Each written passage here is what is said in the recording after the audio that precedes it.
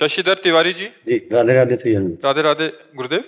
गुरुदेव, गीता में भगवान ने निष्काम भक्ति को श्रेष्ठ बताया है। हम ग्रस्त हैं, संसारिक हैं, तो क्या भगवान से संसारिक वस्तु पदार्थों को मांगना गलत? गीता में ही भगवान ने 4 प्रकार के भक्त बताए हैं। आर्त, अर्थार्थी, जिज्ञासु और ज्ञानी। और चारों को अपना भक्त कहा है, चारों को उदार कहा है, ज्ञानी को अपनी आत्मा कहा है। तो हम प्रभु से ही केवल मांगे, बस ये अट रखना है। जैसे गोस्वामी जी कह रहे हैं, बने तो रघुबर ते बने, बिगड़े तो भरपूर, तुलसी और अन ते बने, ताबनि बे पे धूर। अगर मांगना ही है तो सिर्फ प्रभु से मांगना, संकट निवृत्ति करनी तो सिर्फ प्रभु से। तो भगवान ने कहा वो उदार हैं, मतलब हमारे मांगने को भी भगवान उदार कर रहे हैं। लेकिन उदार भगवान जो हमें दे रहे हैं, लेकिन वो इतने उदार हैं कि उनसे कोई मांगे तो भी उसे उदार कह रहे हैं कि उदार है जो हमसे मांग रहा है। जैसे पिता अरबपति है और बेटा किसी दूसरे से 2 रुपए मांग रहा हो तो पिता को बुरा लगे ना। और जब अपने पिता से वो मांग रहा है तो खुश हो जाता है। ऐसे भगवान खुश होके कह रहे वो उदार है जो मेरे से मांगता है, मेरे से मांगता है। अरे ऐसे प्रभु, पर इसमें एक बात रख ले कि हमारे प्रभु सर्वज्ञ हैं और हमने चाहा कि ये काम बन जाए, तो हमको ये प्रार्थना करने की प्रभु चाह तो हमारी है, पर आप सर्वज्ञ हैं। देख लो, अगर पूरी होने से हमारा आपसे बिलगाव होता हो तो कभी पूरी मत करना। आपके विरुद्ध कोई हमारी मांग हो तो कभी पूरी मत करना। प्रभु आपको जिसमें अच्छा लगे मांगेंगे तो हम आपसे, क्योंकि आपके बच्चे हैं, आपसे मांगेंगे। पूरा ना पूरा होना ये आपकी इच्छा के ऊपर है।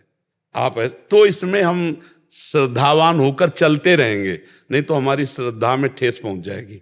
जैसे हमने चाहा कि प्रभु तो जरूर हमारी बात ये पूरी कर देंगे, और उनको लगा कि पूरी करने में ये विषय संसार में फंस जाएगा और उन्होंने पूरी ना की, तो आपको फिर लगेगा ना कि भगवान ने मेरी बात नहीं। हम गृहस्थ हैं गुरुदेव जी, और न चाहते हुए भी भगवान से मांगना पड़ता। हम मानते हैं ये बात, क्योंकि जब तक ज्ञान नहीं होगा, जब तक ज्ञान नहीं होगा तब तक मांगना पड़ेगा। नहीं तो मालिक ठाकुर जी हैं, मुनीम आप हैं, तो घाटा और मुनाफा ठाकुर जी का, आपको क्या मांगने की जरूरत है। बात देखो, नाथ सकल संपदा तुम्हारी, मैं सेवक समेत सुत नारी। तो भगवान गीता जी में कहते हैं, तुम केवल मेरा अनन्य चिंतन करो, योगक्षेम का वहन मैं करूंगा। तो विश्वास कर लो, मांगने की जरूरत क्या है। अनन्यश्चिन्तयन्तु माम ये जनाः परिपासते, तेषां नित्याभियुक्तानां योगक्षेमं वहाम्यहम्। तो हमें विश्वास नहीं हुआ ना वहाम्यहम् का, चलो हम मांगते हैं। प्रभु ने उसकी भी छूट दी, पर हम प्रभु को छूट दे दें।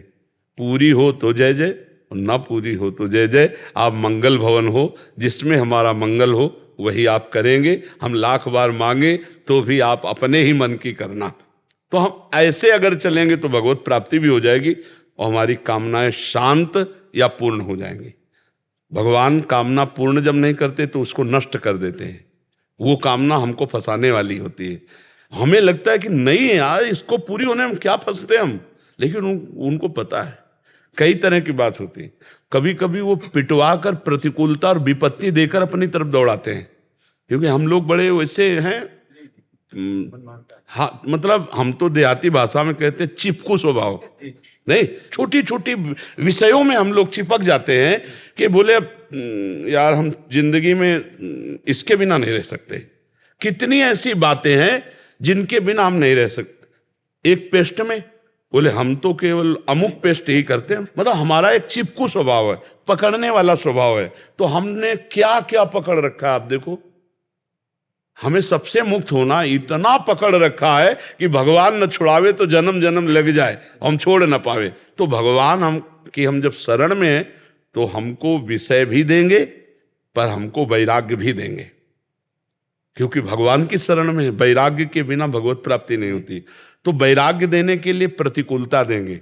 जैसे पुत्र से अधिक प्यार है, अब थोड़ा पुत्र का, हाँ, अब वो आपसे प्रतिकूल व्यवहार करेगा क्योंकि आपका राग नष्ट होना है। जहां जहां आपका राग है, भगवान उससे राग रहित करने के लिए कभी कभी प्रतिकूल व्यवहार। तो अगर भक्त संतों का संग करता है तब तो उसका विचार सही दिशा में जाता है, नहीं तो गलत दिशा में चला जाता है, वो प्रतिकूल सोच जाता है, वो निगेटिव सोच उसको फिर वो भक्ति रहित कर देती है। तो हमें ये प्रार्थना आपसे करनी कि मांगिए पर भगवान के भरोसे होकर परिणाम को भगवान के ऊपर छोड़ दीजिए, तो उससे बड़ा मंगल रहेगा।